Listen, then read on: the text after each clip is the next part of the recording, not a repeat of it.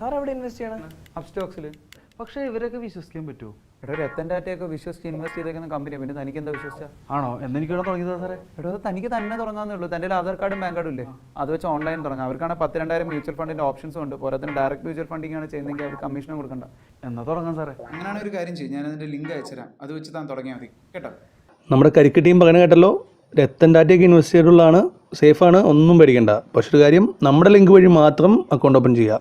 Account open ചെയ്തതിന് ശേഷം അടുത്ത 48 മണിക്കൂറിൽ നിങ്ങൾക്ക് ഇങ്ങനെ ഒരു മെയിൽ വരും. ഇതിൽ നിങ്ങളുടെ യൂസർ ഐ ഡിയും പാസ്വേഡും ഉണ്ടാവും. അത് കഴിഞ്ഞാൽ നിങ്ങൾ എന്താ ചെയ്യേണ്ടതെന്നൊക്കെ ആ മെയിലുണ്ട്.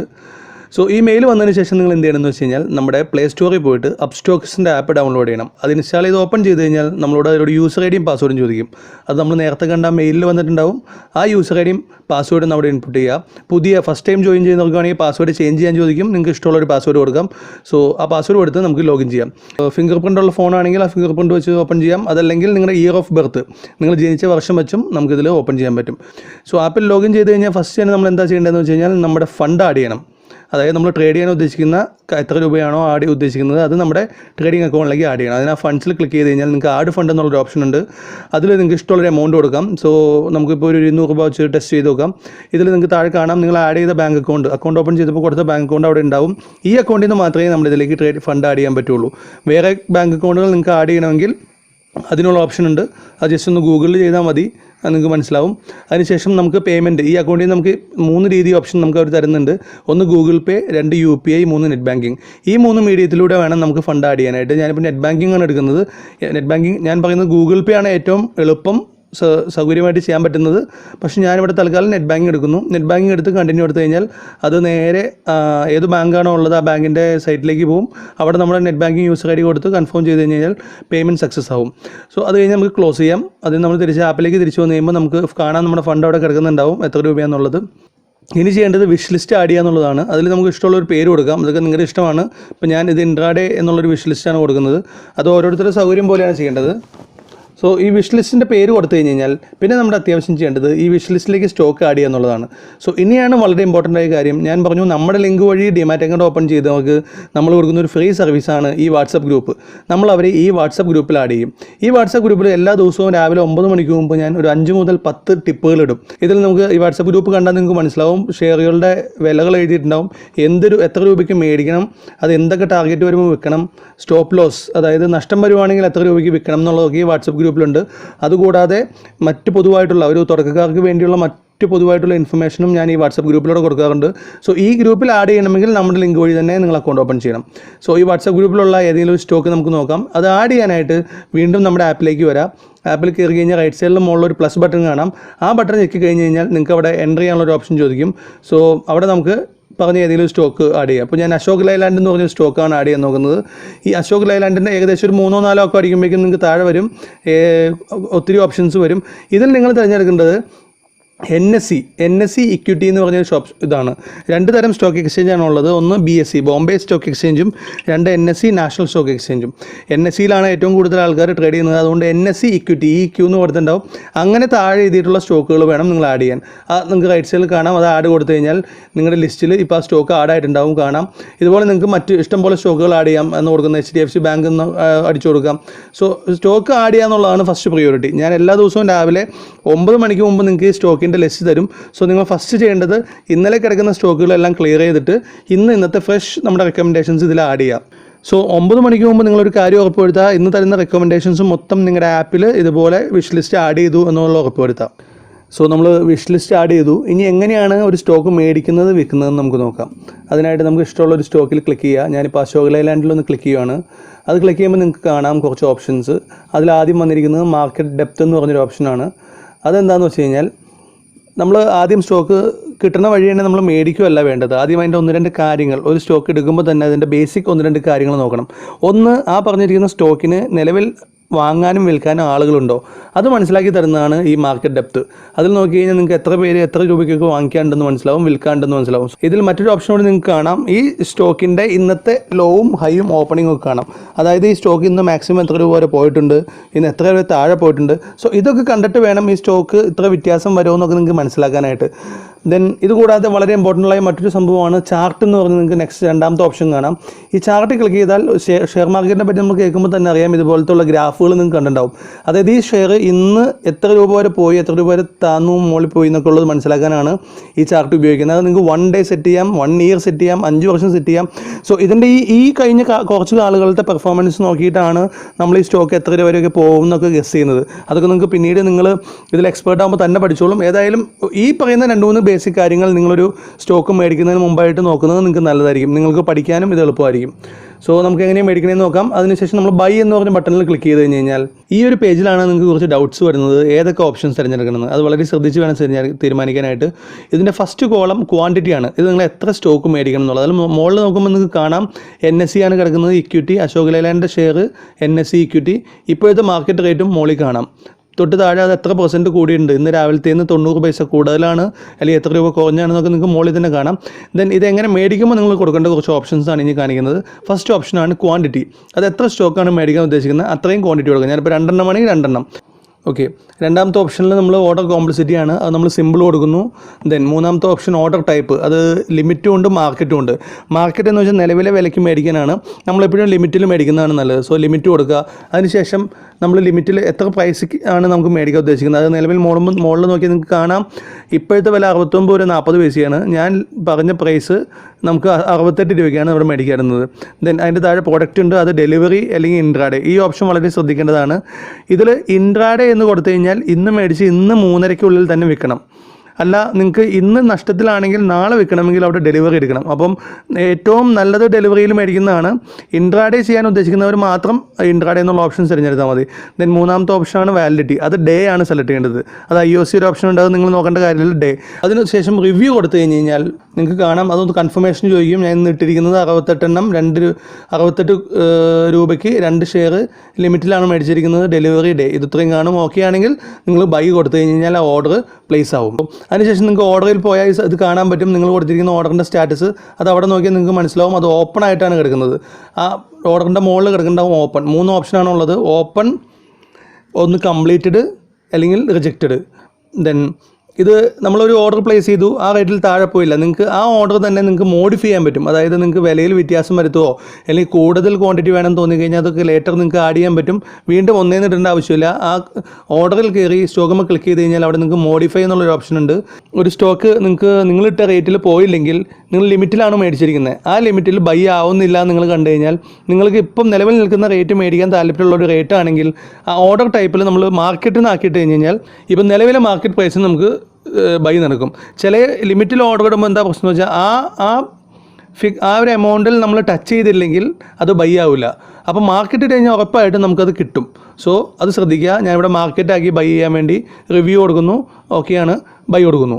ബൈ കൊടുത്തു കഴിഞ്ഞാൽ ഓർഡർ പ്ലേസ് ആയി. അപ്പോൾ നിങ്ങൾക്ക് മെസ്സേജ് കിട്ടും, കംപ്ലീറ്റഡ്. കണ്ടില്ലേ, ആ ഓർഡറിൽ പോയി നോക്കി കഴിഞ്ഞാൽ ഓർഡർ കംപ്ലീറ്റഡ് എന്ന് കാണാം. ദാറ്റ് മീൻസ് നിങ്ങൾക്ക് ആ ഷെയർ കിട്ടി. സോ ഒരു നോർമൽ രീതിയിൽ ഒരു സ്റ്റോക്ക് എങ്ങനെയാണ് മേടിക്കുന്നതെന്നും അതിനെ മോഡിഫൈ ചെയ്യാനും നിങ്ങൾക്ക് മനസ്സിലായല്ലോ. ഇനി നമുക്ക് ഇൻട്രാഡേയിൽ എന്താണ് ഇതിൻ്റെ പ്രത്യേകത എന്ന് മനസ്സിലാക്കാം. ഇൻട്രാഡേയിൽ സ്റ്റോക്ക് മേടിക്കുമ്പോൾ പ്രത്യേകത, നമ്മൾ 2 സ്റ്റോക്ക് മേടിക്കുന്ന രീതി കണ്ടു, ഒന്ന് ഡെലിവറിയും 2 ഇൻട്രാഡേ ആയിരുന്നു. ഇപ്പോൾ നമ്മൾ കണ്ടത് ഡെലിവറിയിൽ മേടിച്ചതാണ്. ഇൻട്രാഡേയിൽ മേടിക്കാം. അപ്പോൾ എന്താണ് ഇൻട്രാഡേയിലെ ഗുണം എന്ന് വെച്ച് കഴിഞ്ഞാൽ, സോ ഇൻട്രാഡേയിലാണ് നമുക്ക് മാർജിനിൽ മേടിക്കാൻ പറ്റുക. നിങ്ങളുടെ കയ്യിലുള്ള എമൗണ്ടിൻ്റെ 10 മുതൽ 25 അല്ലെങ്കിൽ 50 മടങ്ങ് വരെയൊക്കെ ചില ഷെയറുകൾ നമുക്ക് മേടിക്കാൻ പറ്റും. ഫോർ എക്സാമ്പിൾ HDFC ബാങ്ക് എന്ന് പറഞ്ഞ ഷെയർ നിങ്ങൾ നോക്കി കഴിഞ്ഞാൽ നിങ്ങളുടെ അടുത്ത് ഉള്ള എമൗണ്ടിൻ്റെ 20 മടങ്ങൊക്കെ അവർ ഷെയർ മേടിക്കാൻ പറ്റും. അത് ഓരോ കമ്പനീനെ ഡിപ്പെൻഡ് ചെയ്തിരിക്കും.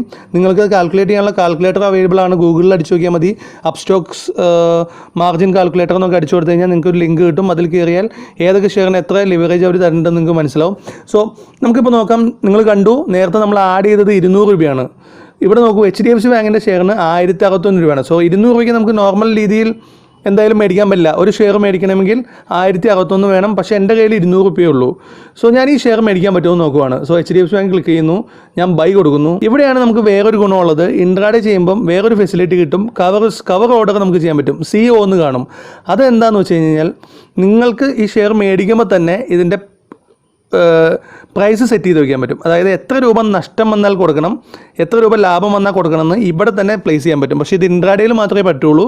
സോ ഞാനത് കവർ ഓർഡർ സെലക്ട് ചെയ്തു, അതിനുശേഷം ലിമിറ്റാക്കി, അതിനുശേഷം എത്ര രൂപയ്ക്കാണ് വേണ്ടത്, എൻ്റെ പ്രൈസ് ഞാൻ ഇപ്പോൾ 1061 വില, ഞാനൊരു 1050 രൂപയ്ക്ക് കിട്ടാനായിട്ട് ഓർഡർ ഇട്ടു. അവിടെ തൊട്ട് താഴെ ഓപ്ഷൻ കാണാം സ്റ്റോപ്പ് ലോസ്. ഇതാണ് ഞാൻ പറഞ്ഞത്, എത്ര രൂപ നഷ്ടം വന്നാൽ കൊടുക്കണം. ഓക്കെ, സോ സ്റ്റോപ്പ് ലോസ് ഞാൻ സെറ്റ് ചെയ്യുന്നത് 1045, അതായത് 1050 രൂപയ്ക്ക് മേടിച്ചു, അതൊരു 1045 താഴെ പോയി, അതിൽ 5 രൂപ നഷ്ടം വന്നു കഴിഞ്ഞാൽ വിറ്റോളാൻ പറഞ്ഞ് ഈ മേടിക്കുമ്പോൾ തന്നെ എനിക്കിത് സെറ്റ് ചെയ്ത് തരാൻ പറ്റും. സോ അത് കൊടുത്തിട്ട് നമ്മൾ നെക്സ്റ്റ് ഓപ്ഷൻ ഇൻട്രാഡേ ആണ്. ഞാൻ പറഞ്ഞു ഡെലിവറി അല്ല, അത് ഇൻട്രാഡേ ആക്കണം. അതിനുശേഷം ഓർഡർ ടൈപ്പ് ഡേ ആയിരിക്കും എപ്പോഴും. സോ അത് റിവ്യൂ കൊടുത്തു കഴിഞ്ഞാൽ നിങ്ങൾക്ക് കാണാം ശരിയാണ്, ബൈ കൊടുക്കുക. സോ എനിക്ക് ഓർഡർ പ്ലേസ് ചെയ്യാൻ പറ്റി. സോ ഇതിൽ നിന്ന് നിങ്ങൾക്ക് എന്ത് മനസ്സിലായി? എൻ്റെ കയ്യിൽ 200 രൂപയേ ഉള്ളൂ, പക്ഷേ HDFC ബാങ്കിൻ്റെ ഷെയർ എനിക്ക് 1000 രൂപയുടെ മേടിക്കാൻ പറ്റി. ഇതാണ് മാർജിനിൽ മേടിക്കുമ്പോൾ ഉള്ള ഗുണം. ഇനി മേടിച്ച ഷെയർ നമുക്ക് എങ്ങനെ വിൽക്കാം? ഇപ്പോൾ നമ്മൾ ഇൻട്രാഡേയിലും ഡെലിവറിയിലും ഷെയർ മേടിക്കാൻ പഠിച്ചു. ഇനി അത് മേടിച്ച് നമുക്ക് കിട്ടിയ ഷെയർ നമുക്ക് വിൽക്കുന്നത് എങ്ങനെയാണെന്ന് പഠിക്കാം. അതിനുവേണ്ടി നമ്മൾ നേരെ പോർട്ട്ഫോളിയോ പോകണം. താഴെ നിങ്ങൾക്ക് 3ാമത്തെ ഓപ്ഷൻ കാണാം, പോർട്ട്ഫോളിയോ. നിങ്ങളൊരു മേടിച്ച ഷെയർ അത് വന്ന് കിടക്കുന്നത് പോർട്ട്ഫോളിയോയിലായിരിക്കും. അതായത് ആ ഓർഡറിൽ പോയി നോക്കുമ്പോൾ അത് കംപ്ലീറ്റഡ് ആയിട്ടുള്ള ഷെയറുകളാണെങ്കിൽ മൊത്തം പോർട്ട്ഫോളിയോയിൽ വരും. ഈ പോർട്ട്ഫോളിയോ ക്ലിക്ക് ചെയ്താൽ നിങ്ങൾക്ക് 2 ഓപ്ഷൻ കാണും, ഒന്ന് പൊസിഷനും 2 ഹോൾഡിങ്ങും. അതായത് പൊസിഷൻ എന്ന് വെച്ച് കഴിഞ്ഞാൽ ഇന്ന് മേടിച്ച ഷെയർ നിങ്ങളുടെ പൊസിഷനിലായിരിക്കും കിടക്കുക. അത് ഇന്ന് നമുക്ക് വിൽക്കാൻ പറ്റിയില്ലെങ്കിൽ നേരെ അത് ഹോൾഡിങ്ങിൽ പോകും. നാളെ തൊട്ട് ഈ സ്റ്റോക്ക് ഹോൾഡിങ്ങിലായിരിക്കും വന്ന് കിടക്കുക. സോ എൻ്റെ പൊസിഷനിൽ അശോക് ലൈലാൻഡ് ഞാൻ ഇപ്പോൾ ഇന്ന് മേടിച്ച ഒരെണ്ണം അവിടെ വന്ന് കിടക്കുന്നുണ്ട്. ആ സ്റ്റോക്കിൽ നമ്മൾ അവിടെ ക്ലിക്ക് ചെയ്ത് കഴിഞ്ഞാൽ നിങ്ങൾക്ക് 2 ഓപ്ഷൻ ചോദിക്കും. ഒന്നുകിൽ അത് സ്ക്വയർ ഓഫ് എന്നായിരിക്കും കിടക്കുക, ചില സ്റ്റേജിൽ അത് സെല്ലിൽ നിന്നായിരിക്കും കിടക്കുക. അപ്പോൾ പോർട്ട്ഫോളിയോ കയറി നിങ്ങൾ ക്ലിക്ക് ചെയ്ത് കഴിഞ്ഞാൽ സ്ക്വയർ ഓഫ് അല്ലെങ്കിൽ സെല്ലിൽ നിന്നൊരു ഓപ്ഷൻ എടുത്തു കഴിഞ്ഞാൽ നിങ്ങൾക്ക് എത്ര രൂപ ലാഭത്തിനാണ് വിൽക്കേണ്ടത്, എത്ര ക്വാണ്ടിറ്റിയാണ് കൊടുക്കേണ്ടത്, ഇതൊക്കെ നിങ്ങൾക്ക് എൻ്റർ ചെയ്ത് ഇപ്പോൾ നമ്മൾ ബൈ ചെയ്ത പോലെ തന്നെ നിങ്ങൾക്ക് സെല്ല് ചെയ്യാനും പറ്റും.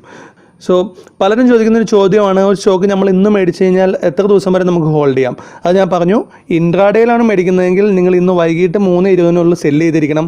അല്ല നിങ്ങൾ ഡെലിവറി ആയിട്ടാണ് സ്റ്റോക്ക് എടുത്തിരിക്കുന്നതെങ്കിൽ നിങ്ങൾക്ക് റിസ്ക് ഇല്ല. ഇന്ന് വൈകിട്ട് സ്റ്റോക്കിൻ്റെ റേറ്റ് താന്ന് നിൽക്കുവാണെങ്കിൽ നിങ്ങൾ ഇന്ന് കൊടുക്കണ്ട, നാളെയോ മറ്റന്നാളോ എത്ര ദിവസം കഴിഞ്ഞിട്ട് 1 കൊല്ലം എത്ര നാൾ വേണമെങ്കിലും നിങ്ങൾക്ക് ഹോൾഡ് ചെയ്യാം. പക്ഷേ ഇപ്പോൾ റീസെൻ്റ്ലി വന്നൊരു മാറ്റത്തിൽ നിങ്ങൾക്ക് എല്ലാവർക്കും ഉള്ളൊരു ഡൗട്ടാണ്, സെല്ല് ചെയ്യാൻ നോക്കുമ്പം നിങ്ങൾക്ക് ഒരു പിൻ ചോദിക്കുന്നു. എല്ലാവരും ചോദിക്കുന്നതാണ് സാർ ഒരു പിൻ ചോദിക്കുന്നു എന്ന്. ആ പിന്നിൻ്റെ പേരാണ് ടി പിൻ. അത് എല്ലാ ട്രാൻസാക്ഷനും വേണ്ട. ഇന്ന് മേടിച്ച് ഇന്ന് തന്നെ വിൽക്കുകയാണെങ്കിൽ ഇതിൻ്റെ ഒന്നും ആവശ്യമില്ല. നിങ്ങൾ സെല്ലോ അല്ലെങ്കിൽ സ്ക്വയർ ഓഫ് എന്നുള്ള ബട്ടൺ ഞെക്കി എത്ര രൂപയ്ക്കാണോ നിങ്ങൾക്ക് വിൽക്കാൻ ഉദ്ദേശിക്കുന്ന ആ എമൗണ്ട് അടിച്ച് ഓക്കെ കൊടുത്തു കഴിഞ്ഞാൽ നമ്മൾ ബൈ ചെയ്ത പോലെ തന്നെ സെല്ല് ചെയ്യാൻ പറ്റും.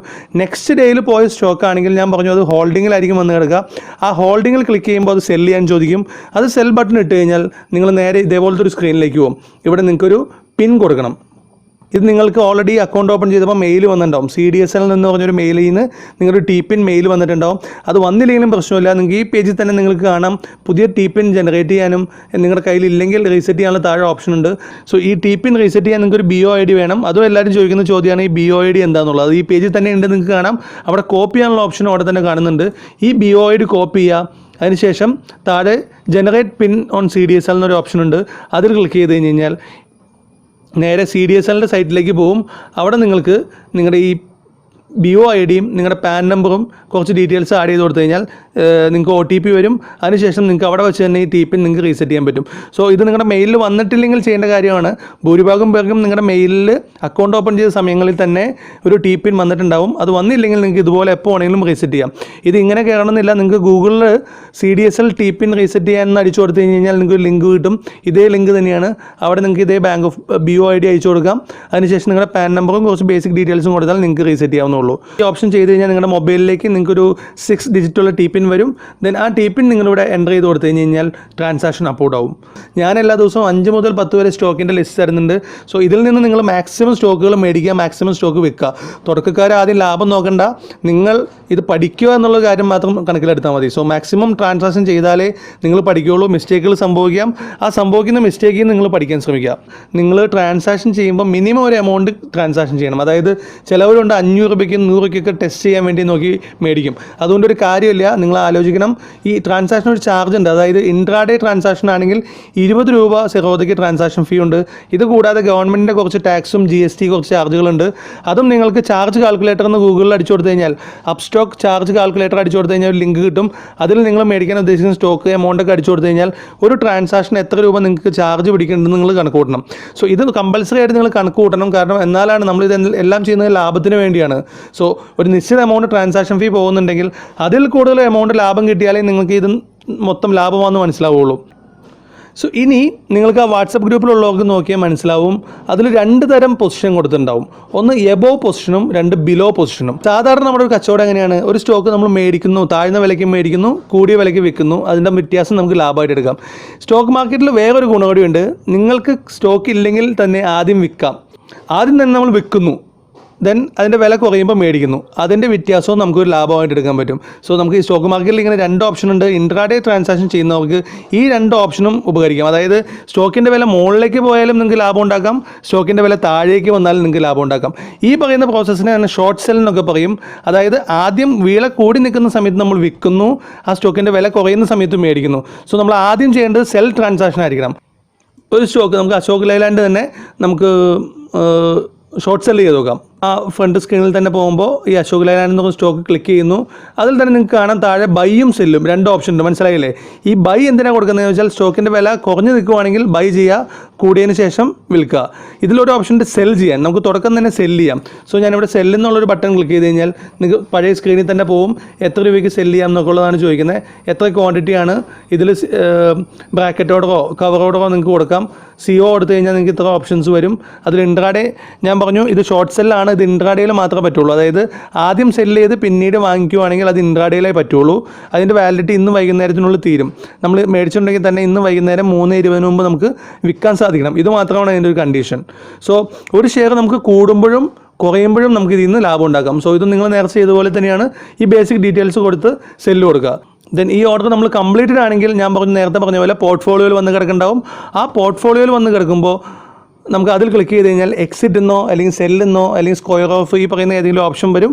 അത് ചെയ്ത് കഴിഞ്ഞാൽ നിങ്ങൾക്ക് ആ ഓർഡറും ഇതുപോലെ തന്നെ സെല്ല് ചെയ്യാൻ പറ്റും. ഇത് നിങ്ങളിങ്ങനെ കണ്ടുകൊണ്ട് നിന്നാൽ പഠിക്കില്ല. ഈ വീഡിയോ നിങ്ങൾ എത്ര തവണ കണ്ടാലും നിങ്ങൾക്കത് മനസ്സിലാവില്ല. നിങ്ങൾ ഇതിലേക്ക് ഇറങ്ങണം. നിങ്ങൾ 1-2 ട്രാൻസാക്ഷൻസ് ചെയ്യണം, അപ്പോഴേ പഠിക്കുള്ളൂ. ഞാൻ എല്ലാവരോടും പറയുന്ന കാര്യമാണ്, തുടക്കക്കാർ മാക്സിമം നമ്പർ ഓഫ് ട്രാൻസാക്ഷൻസ് ബൈയും സെല്ലും ചെയ്യുക. ഒരു ഷെയർ ഒരു ദിവസം നിങ്ങൾക്ക് എത്ര തവണ വേണമെങ്കിലും മേടിക്കാം, വിൽക്കാം. പല ട്രാൻസാക്ഷൻ ചെയ്യുമ്പോഴാണ് നിങ്ങൾക്ക് മൊത്തത്തിലൊരു ആവറേജ് ലാഭം കിട്ടുള്ളൂ. ഒരു പ്രധാന കാര്യം ശ്രദ്ധിക്കുക, ഒരു ആക്റ്റീവ് ഇൻട്രാഡേ ട്രേഡർ എന്ന് പറഞ്ഞാൽ അവൻ 30-40 ട്രാൻസാക്ഷൻ ചെയ്യും ഒരു ദിവസം. ഞെട്ടിയല്ല, ഇതിൻ്റെ മുന്നിൽ മാത്രമേ ഇരിക്കുന്ന ഒരു 9 മണിക്ക് മുമ്പ് എല്ലാം റെഡിയായിട്ട് ഒരു എത്ര ട്രാൻസാക്ഷൻ വേണമെങ്കിലും നിങ്ങൾക്ക് ചെയ്യാം നിങ്ങളുടെ കയ്യിലുള്ള ഫണ്ട് പോലെ. സോ എല്ലാവരും നിങ്ങളുടെ മിസ്റ്റേക്കിൽ നിന്ന് പഠിക്കുക, മാക്സിമം ലോസ് കുറയ്ക്കാൻ നോക്കുക. അപ്പോൾ നിങ്ങൾ നല്ലൊരു ട്രേഡറായി മാറുന്നതായിരിക്കും. ഞാൻ പ്രത്യേകം പറയുന്നു, ഇത് സ്റ്റോക്ക് മാർക്കറ്റാണ്. നിങ്ങൾക്ക് ലാഭം കിട്ടുന്നത് പോലെ തന്നെ വളരെ എളുപ്പമാണ് നഷ്ടവും വരാൻ. അങ്ങനെ എന്തെങ്കിലും സംഭവിച്ചു കഴിഞ്ഞാൽ മക്കളെ, മാമനോടൊന്നും തോന്നല്ലേ? ബാക്കിൽ നിൽക്കണ ഇറങ്ങി പോയിക്കാവിടുന്ന് 12 മണിക്ക് വന്നതാണേ, മാമനോടൊന്നും തോന്നില്ലേ?